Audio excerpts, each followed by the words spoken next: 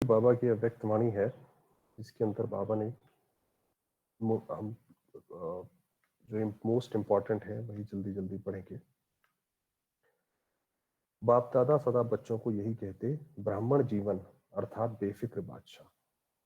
ब्रह्मा बाप बेफिक्र बादशाह बने। आप सोचिए, ब्रह्मा बाबा ने अपनी सारी जायदाद सब बच्चों के नाम कर दी, और उसके बाद ब्रह्मा बाबा पूरी जिंदगी 36 से लेकर 69 तक एक बिल्कुल सिंपल झोपड़ी, जिसके अंदर पंखा भी नहीं था, उसके अंदर रहे। और बाबा के सामने क्या परिस्थिति नहीं आई, 400 भाई बहनों का खाना। हमारे घर में तो क्या एक दो बच्चे होते हैं, बाबा के पास 400 भाई बहनों का खाना, और वो भी 400 भाई बहन अलग अलग रहने वाले, बहुत अच्छे अच्छे रईस फैमिली से। तब भी बाबा बेफिक्र बादशाह था। ब्रह्मा बाप बेफिक्र बने तो क्या गीत गाया, कैसे ब्रह्मा बाबा बेफिक्र रहे। पाना था सो पा लिया, बाकी काम क्या बाकी रहा। आप क्या कहते हो? बाबा का हमेशा यही रहता था कि चिंता थी पार ब्रह्म में रहने वाले की, उसको पा लिया, बाकी सब पा लिया। तो अब हमारे अंदर से भी जब तक ये फीलिंग नहीं आएगी कि हमें जो चाहिए था वो हमें मिल गया, आप देखेंगे इस फीलिंग में सब हर चीज का सार है। आत्मा 16 कला संपूर्ण वैसी बन जाएगी, उसकी इच्छाएं खत्म हो जाएंगी। भगवान को अगर उसके अंदर ये फीलिंग आएगी कि मैंने सब कुछ पा लिया, उसके अंदर विकार सारे खत्म हो जाएंगे, तो ऑटोमेटिकली देवता बन जाएंगे। जो देवता है, आप ये सोचिए, देवता भले सतयुग में है, अच्छी प्रकृति सब है, मगर उनको इस चीज का डर नहीं लगता कि कोई लूट लेगा, कि हमारी ये चीज खत्म हो जाएगी। क्यों? क्योंकि उनको वहां पे ये पूरा सत्य का ज्ञान है कि इस ड्रामा में कुछ भी अकल्याणकारी नहीं होता। भले सुषुप्त है, मगर ये ज्ञान है। आप क्या कहते हो? सेवा का काम बाकी रहा हुआ है, लेकिन वह भी करावन हार बाप करा रहे हैं और कराते रहेंगे। जो ये सेवा, जो बाबा का पैगाम हमें देना है, बाबा कह रहा है अगर वो भी काम बाकी रहा है तो वो भी करावन हार बाप है, वो बाबा कराएगा। हमको कि मुझ आत्मा ने ये काम करना है, इससे बोर हो जाता है। बाप हमारे द्वारा करा रहे हैं तो बेफिक्र हो जाएंगे। ऐसे ही जैसे हम और कोई भी काम करते हैं, अपना लौकिक भी, मतलब जो अपनी अर्निंग के लिए जो करते हैं, वो भी हम सोचे कि बाबा करा रहे हैं, तो बाबा कहता है उससे बेफिक्र हो जाएंगे, फिर हमारी जिम्मेदारी सारी उसकी है। निश्चय है कि ये श्रेष्ठ कार्य होना ही है, वह हुआ ही पड़ा है, इसलिए निश्चय बुद्धि निश्चिंत बेफिक्र रहते हैं कि ये वाला कार्य है, ये तो होना ही है। तो इससे निश्चय बुद्धि रहो, निश्चिंत बेफिक्र। ये तो सिर्फ बच्चों को बिजी रहने के लिए सेवा का खेल करा रहे हैं। जैसे छोटे बच्चे होते हैं, कोई बच्चा 1 साल का होता है, उसका बर्थडे मनाते हैं, तो वो केक काट तो नहीं सकता, बस उसके हाथ में वो चाकू लगवा देते हैं, केक खुद खुद काट देते हैं, जैसे खेल कराते हैं। तो बाबा कह रहा है ये भी बच्चों को बिजी रखने के लिए, ये तो बस एक खेल करा रहे हैं। ये सेवा भी जो है निमित्त के फल का अधिकारी बना रहे हैं, क्योंकि हम निमित्त हो जाते हैं उसके लिए, तो हम ये उसकी जो कर्मों का फल है वो हमें वर्तमान और भविष्य दोनों में मिलता है। काम बाप का और नाम बच्चों का, कि वो तो आप देखिए कितना बड़ा निरंकारी है बाबा, कि काम अपना हो जाता है और नाम हम बच्चों का हो जाता है। फल बच्चों को खिलाते हैं, खुद नहीं खाते हैं, क्योंकि निष्काम सेवाधारी। तो बेफिक्र हुए ना, क्या फिर किस चीज की चिंता है, जब हमारी जिम्मेदारी स्वयं शिव बाबा ने ले ली। उस परमात्मा ने ले ली। अर्जुन को दिखाते हैं कि वो पूरे उसमें सिर्फ सारथी के दम पे ही तो पूरी महाभारत में खड़ा था वो। सेवा में सफलता का सहज साधन ही ये है, कराने वाला करा रहा है, अगर मैं कर रहा हूं तो आत्मा की शक्ति प्रमाण सेवा का फल मिलता है। ये कितनी बड़ी बात है कि आप देखिए कि जब हम कोई सेवा करते हैं, हमें लगता है ये काम मैंने करना है, हम किसी को ज्ञान दे रहे हैं या हम कोई भी काम कर रहे हैं, अगर हम ये सोचेंगे मैं कर रहा हूँ, तो उसके अंदर हद आएगा, क्योंकि हमें पता है ये काम मैं कर सकता हूँ, ये काम मैं नहीं कर सकता हूँ, मैं इतना पढ़ा लिखा हूँ, इतना पढ़ा लिखा नहीं हूँ। अगर हम ये सोचे कि ये शिव बाबा करा रहा है, तो हम हर हद से पार हो जाएंगे। दुनिया में ये तो सबने बताया कि हम ब्रेन का 1% यूज करते हैं, मगर 1% से 100% कैसे यूज करना है ये किसी ने नहीं बताया।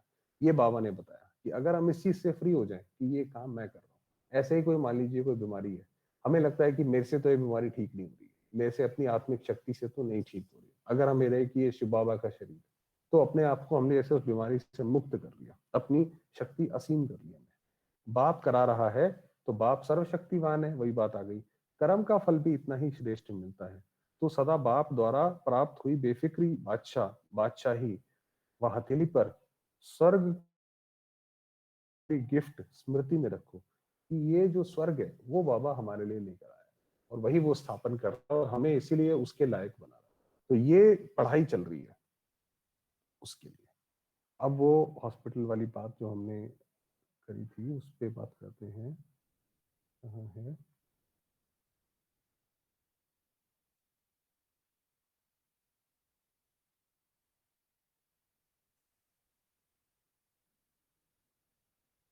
अरे आज डबल फॉरेनर्स का दिन है, सभी से बड़ा है। चलिए ये और पढ़ लेते हैं। घूम गया वो कहाँ पे था पता नहीं। बादशाह अर्थात सदा निश्चय और नशे में स्थित रहने वाले, जो बेफिक्र बादशाह की बाबा ने बात बोली कि वो जो भगवत गीता में भी कल मैं देख रहा था, उसके अंदर भगवत गीता में भी यही लिखा है कि वो कहता है कि प्रभु मेरा मन जो है वो टिकता नहीं है। तो वो उसके अंदर श्री कृष्ण उसको बोलते हैं कि तू निश्चय रख, परमात्मा में निश्चय रख, और जिसको निश्चय है उसकी निश्चित विजयी है। तो यही बाबा ने बोला है, ये सदा निश्चय और नशे में रहने वाले निश्चित, क्योंकि निश्चित विजयी बनाता है और नशा खुशी में सदा ऊंचा उड़ाता है। तो बेफिक्र बादशाह ही होंगे। कोई फिक्र है क्या? सेवा कैसे बढ़ेगी? अच्छे जिज्ञासु पता नहीं कब आएंगे, कब तक सेवा करनी है। ये असोच बनने से ही सेवा बढ़ेगी। जैसे अभी पीछे उड़ता पंछी की बात करी, असोच बन जाए। कोई भी हमारे सामने परिस्थिति आए, असोच माना सोचे नहीं उस बारे में। जो बाबा ने फुल स्टॉप की भी बात करी, ये सारी देखिए सारा ज्ञान आपस में कितना कनेक्टेड है। तो जितना हम असोच होते जाते हैं उतना हमें बाबा की टचिंग होगी, जैसे बाबा की मदद मिलेगी कि ये काम बच्चे ऐसे करके करो। सोचने से नहीं बढ़ेगी। अगर हम उसके लिए परेशान होंगे किसी भी चीज के लिए, तो सोचने से नहीं होगा। असोच बनने से बुद्धि को फ्री रखेंगे, तब बाप की शक्ति मदद के रूप में अनुभव करेंगे। ये बाबा ने बताया।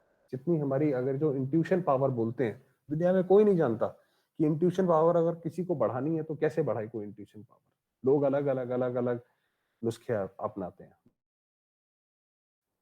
सिर्फ अपनी बुद्धि को बाबा में लगा दो। सोचने में ही बुद्धि बिजी रखेंगे तो बाप की टचिंग, बाप की शक्ति ग्रहण नहीं कर सकेंगे। बाबा और हम कंबाइंड हैं, करावन हार है और करने के निमित्त मैं आत्मा। बस इतना ही रखें। बस इसको कहते हैं असोच, अर्थात एक की याद, कि हम लोग बाबा और मैं कंबाइंड है, करावन हार शिव बाबा है और मैं आत्मा करण हार हूं। इसको कहते हैं असोच। ये है डेफिनेशन असोच की। और उसके बाद